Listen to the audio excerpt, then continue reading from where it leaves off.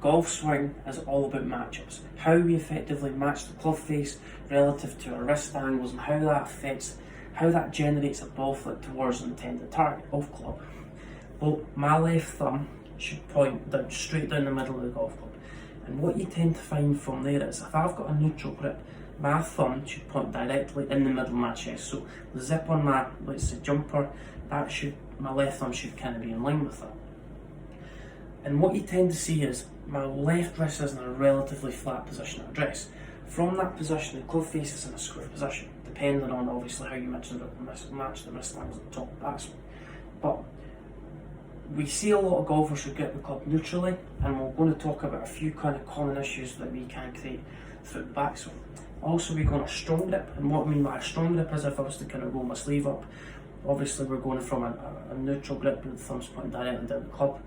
Neutral grip to strong grip. Strong grip is when we roll our left hand, so our lead hand, to the right hand side of the golf grip. And what you'll see from there is the knuckles on my left hand change. So it goes from kind of one knuckle in our neutral position to almost 2 or 3 knuckles in our stronger position. This V we create in our left hand points towards my right shoulder. And so it's went from middle of my chest, neutral grip, right shoulder to, let's say, strong grip. And the hands want to rotate, let's say, away from the target. They have to rotate away from the target, and that has a big bearing on the club face position in the backswing and on the downswing. Also, if we were to go for a lot of golfers who slice the golf ball, we get something known as a weak grip. So it's the reverse of that. So strong grip, too many knuckles, weak grip, no knuckles. So the left hands rotate too much round to the left hand side. And what you tend to find is a lot of golfers who grip it in a weak position, we known as a palmy grip. It can almost go too high in the palm. So golfers who grip it too strongly, the grip can go too much through the fingers. That can create a lot of rotation in the club face. Also, if we go weak grip, club's high in the palm.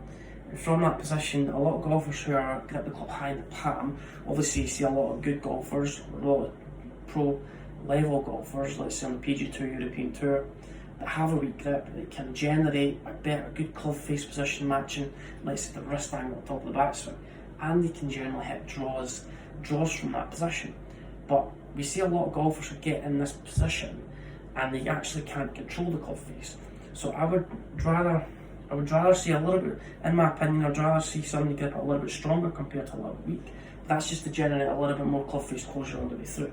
By that is, if I was to kind of get the club to last parallel, what I mean, club parallel to my right hip, what we tend to find is golfers who are in a flat position in this position, the club face in a square position. But a lot of golfers who have, let's say, lead wrist flexion. What I mean by flexion is if I was to put my wrist in this position, it's almost the knuckles, so it's almost the knuckles on my left hand want to curl up and point down towards the ground. So it's going from flat position, the knuckles, the fingers almost want to kind of hinge underneath the wrist angle, and from that position the back of the lead wrist wants to point down towards the ground. If we were to get in the club in that position really close to the camera, if I go from a flat position into, let's say, a flex position, a bowed position, the club face is closing. So the club face is closing, and let's say the inevitable ball flight is going to be out to the left. So we're going for a flat position. If we hinge the knuckles down towards the ground and the thumb kind of pointing downward towards the ground and the fingers pointing kind of underneath the wrist, the club face closes and the ball's going to generally go out to the left. Also, now we're going to talk about kind of lead wrist extension. So it's important to understand that if we're going from a flat lead wrist into a bowed lead wrist, how that changes the loft on the club face and changes the actual position of the club face. So if we bow the lead wrist or flex the lead wrist, then what's going to happen is the face is going to close. We might create less loft impact, the ball's going to go kind of low and left. So how you manipulate that loft and how you control and match that loft is indicative to kind of the way you grip the golf club. But let's say we were to get the club in a position where we go into lead wrist extension, so it's the exact opposite of that. The knuckles want to hinge back towards me, so that's extended or cupped. The back of my wrist wants to point towards me, knuckles point towards me. And what we tend to see from there, so the club's in a, let's say, a flat lead wrist to a bowed lead wrist to a cupped lead wrist. So if we go in a flat position, club face is square, assuming that we're going to hit the ball towards target. If we, let's say, flex the wrist too much or bow the lead wrist, knuckles to the ground, club face is going to be closed. And if we cut the lead wrist, then what's going to happen is the knuckles are going to point back at me and the club face is going to be open. But now what we're going to talk about is the matchups from the grip at address to the position of the club face at the top of the backswing.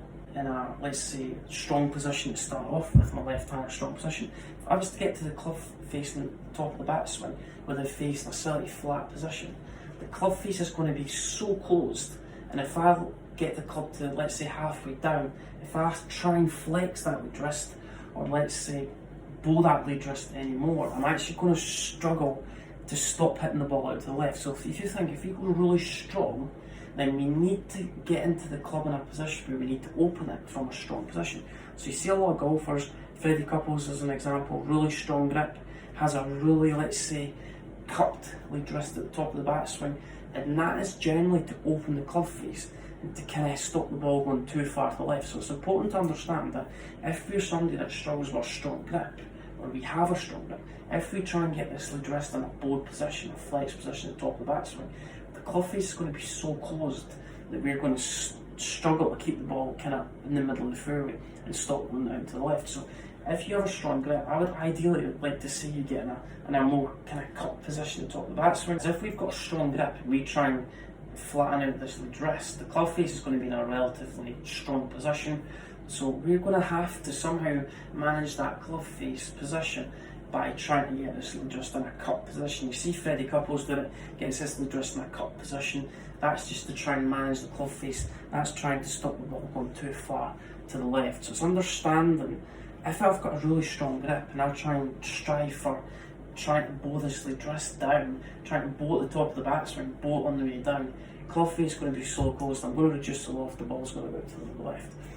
Somebody that's got a weak grip, they want to kind of strive for more kind of lead wrist flexion, and the reason for that is, if I've got a relatively weak grip to start off with, and I'm assuming that I'm in a flat position, if we were to more kind of weaker grip that we have, the tendency is the face is going to be open.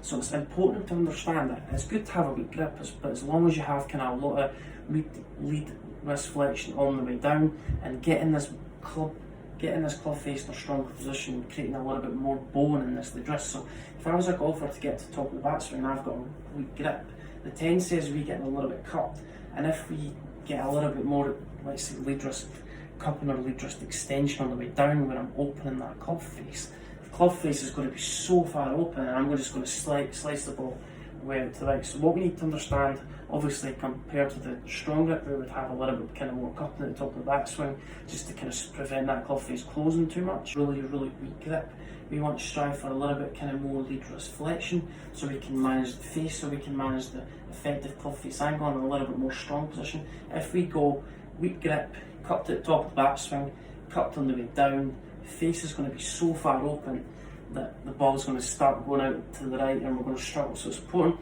we need to carry a little bit more kind of more lead wrist flexion if you've got a weak grip. So we get to the top of the backswing, we need to feel like we're creating a little bit more lead wrist flexion, and from that position that's going to help us create a little bit more getting the club face. So if I'm in a cut position, club face open, we need to carry a little bit more lead wrist flexion, so that's going to help the loft kind of decrease. It's going to help us manage club face. Guys, lead wrist in a flat position, assume that I get to impact and I've still got that lead wrist in a flat position, the club face is going to be relatively square depending on how we match the wrist angle. So you would always assume that this is the easiest to manage. So let's say if I was to kind of get my lead wrist in a, let's say, neutral grip, and if I was to get my lead wrist at the top of the backswing in a neutral position, the tendency is the face is going to be nice and square. If I was to get in a cut position, the face is going to be open, and if I was to get kind of in a bowed position, the face is going to be closed. So it's important to understand the grip we have at address, how the effective wrist angles is going to affect the position of the club face. So if I was to get a little bit cupping in this lead wrist, the face is going to be open, and if I was to kind of get that lead wrist in a bowed position, the face is going to be in a slightly more closed position. So it's important to understand what's a flat spot address. If you've got a strong grip, you might need to add a little bit more kind of lead wrist extension, lead wrist cupping to manage that club face. And if you're somebody that's got a weak grip, the tendency is we might actually need to add a little bit more lead wrist flexion, where that's going to actually help the club face stay a little bit more closed, and a little bit kind of lead wrist bowing, which is going to help the face close as well. And if we go into a cup position at the top with a weak grip, the face is going to be so far open we might struggle to control. But obviously we go into a flat position. It's really easy to control the club face from a flat position without actually manipulating too much. So flat position, square club face. If we go cupped, face opens. If we go bowed, face starts to close. So that's a commonality. That's the commonalities of the grip. What's a flat spot on early wrist? How we're going to effectively manage the club face. So don't assume because we've got, let's say, a strong grip at dress, how that's going to get that left wrist in a bowed position at top, because that's going to have the club face so much closed.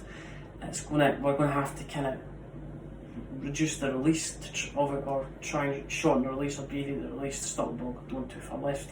If you're somebody that's got a cup position, then the only way, if we go weak at dress, if we go cupped at the top, the tendency is the face is going to be so far open. You're going to release it two ways. You're going to flip, straightening that right arm to get the face to close. So that's a flat position. If we cup it, the face opens. If we bow it, the face is going to close. So understanding your parameters, understand how you manage the club face.